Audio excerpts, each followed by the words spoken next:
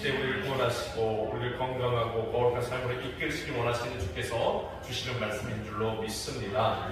네, 거룩한 신앙, 거룩한 삶, 네 번째 말씀, 그 마음을 품지 말라라는 제목으로 함께 말씀을 나누겠습니다. 사랑하는 여러분, 우리가 지난 시간에 하나님과 건강하고 친밀한 관계를 이루어가기 위해서는 손을 깨끗이 해야 한다라는 말씀을 나누었습니다. 여러분, 손을 깨끗이 해야 된다는 건 어떤 의미라고 했습니까? 죄에 대한 우리들의 삶에 있는 여러 가지 행위적인 그런 죄악들에 대하여 지속적인 회개를 통해 우리들의 삶이 하나님 앞에 거룩하고 정결하게 변화되어져 가는 것, 그것이 손을 깨끗이 하는 것이다 라고 했습니다. 여러분, 우리들이 지난 시간 나누었던 것처럼 하나님께서는 죄악을 미워하시는 하나님이십니다. 우리가 아무리 교회를 다니면서 신앙생활을 하고 있어도 우리들의 삶의 자리에서 진정한 회개를 하지 않고 죄악을 그대로 가지고 살아간다면 여러분, 우리는 하나님은 우리와 함께 하시고 싶어도 함께 하실 수 없습니다. 왜냐하면 하나님은 죄악을 미워하시는 하나님이시기 때문이에요. 시편 5편 4절 6절 말씀에 그 사실을 분명하게 증거해 주십니다. 주는 죄악을 기뻐하는 신이 아니시니 악이 주와 함께 머물지 못하며. 아멘. 오만한 자들이 주의 목전에 서지 못하리이다. 주는 모든 행악자를 미워하시며 거짓말하는 자들을 멸망시키시리이다. 여호와께서는 피 흘리기를 즐기는 자와 속이는 자를 싫어하시나이다. 아멘. 여러분, 말씀에 시편 말씀에서 말씀해 주시는 것처럼 하나님께서는 죄악을 미워하시며 악인들을 심판하시는 하나님이십니다. 그렇기 때문에 어떻게 해야 됩니까? 우리가 하나님과 함께 하기 위해서 우리들의 삶에 있는 죄악들을 철저히 주님 앞에 회개해야 합니다. 우리들의 모든 삶의 죄악들을 하나님 앞에 끊임없이 회개하며 거룩한 삶의 자리로 나아가야 하는 거예요.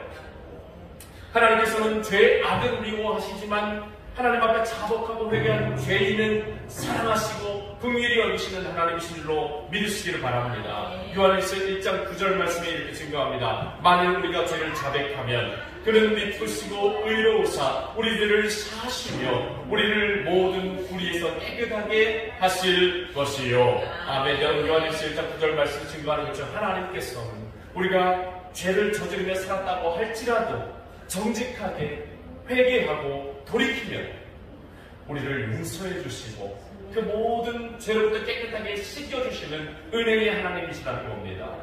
야고보 사도는 우리가 죄 가운데서 회개함으로 하나님 앞에 거룩하고 정결한 그러한 삶을 살아갈 때 비로소 하나님과 가까이 할 수 있게 되고, 하나님과 가까이 하게 되면 어떤 역사가 일어납니까? 건강한 신앙생활이 이루어지는 것이죠.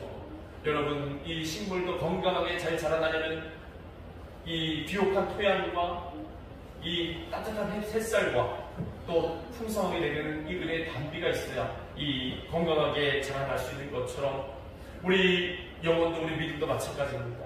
우리의 햇빛이 되어주시고 우리의 토양이 되어주시며 우리에게 은혜의 단비를 내려주시는 그 하나님과 가까이 하며 살아갈 때 영혼이 잘 되며 범사가 잘 되고 강건하고 형통한 삶을 살아갈 수 있는 줄로 믿습니다. 네, 바로 야고보 사도 우리가 손을 깨끗이 하며 죄 가운데 회개하며 우리의 삶의 죄악들을 하나님 앞에 다 내려놓고 끊어버리고 철저히 하나님 앞에서 거룩한 삶을 추구해 나갈 때 하나님과 가까이 할 수 있는 사귐 가운데로 나아갈 수 있다고 이야기해 주시는 겁니다. 이제 야고보 사도는 우리가 하나님과 가까이 하는 삶을 살아가기 위해 두 번째 비결을 우리에게 알려주시는데, 손만 깨끗이 되는 것이 아니라 또 어디를 깨끗히 해야 된다고 말씀하시는 겁니까? 마음을 성결하게 해야 된다. 네, 우리들의 육체적인 삶의 영역도 하나님 앞에 돌이켜 회개하고 깨끗해져야 하고, 또 어느 영역이 중요하다는 거예요? 마음의 영역, 영적인 영역도 하나님 앞에 새로워지고 회개하고 돌아오는 역사가 일어나야 된다는 겁니다. 여러분, 우리가 도덕적인 행실이 완벽하다고 해서 하나님 앞에 인정받을 수 있는 것이 아닙니다. 우리들의 내면의 순결함, 영적인 순결함, 영적인 신실함이 있어야 되는 줄로 믿습니다. 여러분, 우리가 잘 알고 있는 것처럼 사람들은 외적인 부분에 눈에 보이는 육체적인 삶의 자리에서 문제를 저지르지 않으면 그 사람이 괜찮고 좋은 사람이라고 생각합니다. 하지만 마음의 중심을 보시는 하나님은 그렇지 않으시다는 거예요. 여러분, 복음서 말씀에서 나타나는 바리새인들, 그 사람들 어떤 사람들이었어요? 겉모습, 그의 삶은 완벽한 사람들이었어요. 도덕적인 범죄 저지르지 않았습니다. 종교적인 율법 완벽하게 지키는 사람들이었어요. 그런데 예수님이 뭐라 그랬어요? 그 사람들을 보고 회칠한 무덤 같은 사람들이라고 그랬잖아요. 겉모습은 번지르르 한데 속은 어떻게 돼 있어요? 다 썩어 무너져 있었다는 거예요. 그러니까 하나님 앞에 인정받을 수 있다는 거예요? 없다는 거예요? 인정받을 수 없다는 것입니다. 그러니까 우리가 손을 깨끗이 하는 거룩한 삶도 중요하지만 그 다음에 더 높은 차원으로 중요한 게 뭐냐? 마음의 성결함, 영적인 성결함인 줄로 믿을 수 있기를 바랍니다. 하나님은 우리들의 내면의 순결함을 원하세요. 영적인 순결함을 원하십니다. 그래서 오늘 말씀에서 야고보 사도는 두 마음을 품은 자들아 마음을 성결하게 하라라고 말씀합니다. 여러분, 이 말씀에서 성결하게 하라라고 번역된 이 하그니 사태라는 말, 이 성경 원어로 보면 성결하게 하라라는 이 말을 이 하그니조라고 이렇게 적고 있는데 그 말의 의미는 뭐냐? 순결하게 하다라는 의미입니다. 이 말의 구체적인 의미를 살펴보면 둘 사이에서 머뭇거리는 마음을 한 곳으로 돌려라 라는 의미로 쓰고 있어요. 우리 같이 한번 좀 고백해 보시죠. 둘 사이에서 머뭇거리는 마음을 한 곳으로 돌려라. 네, 여러분. 이 말은 우리들의 마음이 세상과 하나님 사이에서 갈팡질팡하는 사이에 있어서는 안 된다라는 거예요. 하나님과 우상 숭배 앞에서 갈팡질팡해서는 안 된다는 거예요. 마음의 성결함이라는 것은 그 마음이 온전하게 하나님께로만 향하는 상태에 있어져야 한다는 겁니다. 이러한 마음의 성결함은 결혼을 한 이 부부 관계를 통해서 보면 더욱더 확실해지고 선명해집니다. 여러분, 결혼하는 한 부부에게 있어서 가장 중요한 것이 무엇입니까? 결혼을 한 부부에게 있어서 가장 중요한 것, 그것은 서로를 진정으로 사랑하는 것이죠. 돈이 많든지 적든지 집이 좋든지 재산이 많든지 어쩐지 그런 거 다 떠나서 부부가 서로 진실하게 서로를 사랑하면 이 부부관계가 아름답게 유지될 수 있죠. 그리고 그 진정한 사랑 가운데서 발현되는 신뢰 관계일 거예요. 이것이 잘 형성되면 부부관계가 잘 이루어질 수 있습니다. 그런데 만약에 그 부부관계 속에서 단 한 사람이라도 진정한 사랑의 자리에서 벗어나서 바람을 피우게 된다면 어떻게 되겠습니까? 그 부부관계가 유지될 수 있을까요? 없을까요? 네, 잘 아시는 것처럼 그 부부관계는 유지되지 못하고 깨어지게 되고 말 것입니다. 그렇기 때문에 이 부부관계에 있어서 가장 중요한 건 뭐예요? 진정한 사랑의 관계. 그 사랑의 마음을 늘 서로에게 유지해 나가는 것이 중요하다는 겁니다. 오늘 야고보 사도가 이야기하는 마음의 성결함이란 이 두 마음을 버리고 하나님만을 진정으로 사랑하는 마음, 마치도 부부가 서로를 진실하게 사랑했을 때 그 관계가 이어지고 유지되는 것처럼 우리가 야고보 사도가 말하는 이 마음의 성결함이란 이 하나님만을 전심으로 사랑하는 그런 마음을 이야기하는 겁니다. 세상을 향해 있었던 우리들의 마음이 하나님이 아닌 다른 것들에 더 많은 관심과 애정을 쏟으며 살아갔던 우리들의 마음이 온전히 다 정리되고 하나님께만 드리는 상태에 있는 것, 그것이 곧 마음의 성결함이다라고 이야기하는 거예요.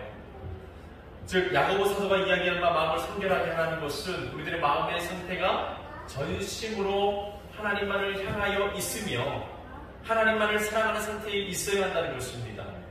야고보 사도는 우리가 하나님과의 온전한 관계를 이루고 친밀한 관계 가운데로 나아가려면 바로 그러한 마음의 상태가 하나님만을 사랑하는 순결한 상태에 우리들의 마음이 있어져야 한다고 이야기하는 것입니다.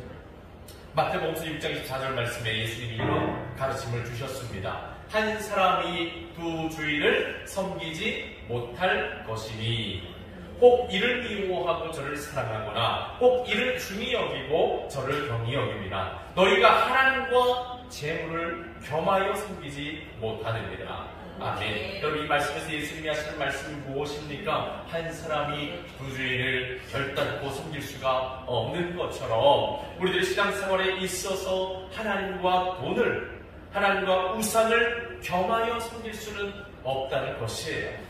그것은 순전하지 못한 것이며 온전한 신앙이라고 말할 수가 없다는 것입니다.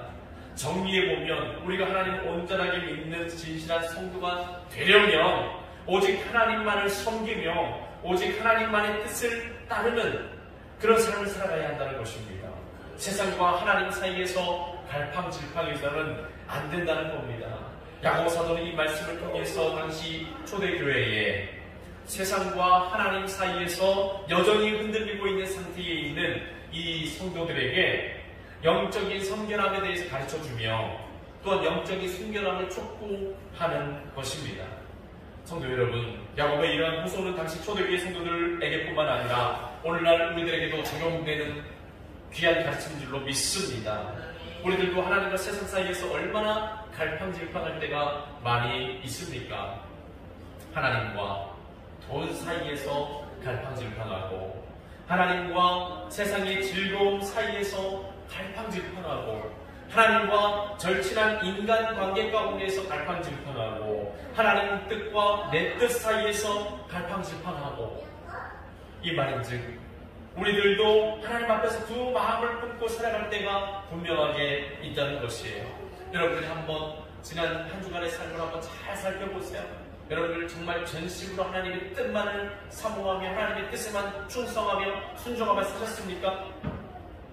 아니면 또 다른 내 마음이 있어서 하나님의 뜻대로 살지 못하고 내 마음의 뜻대로 살아가셨던 적 있지 않으셨습니까?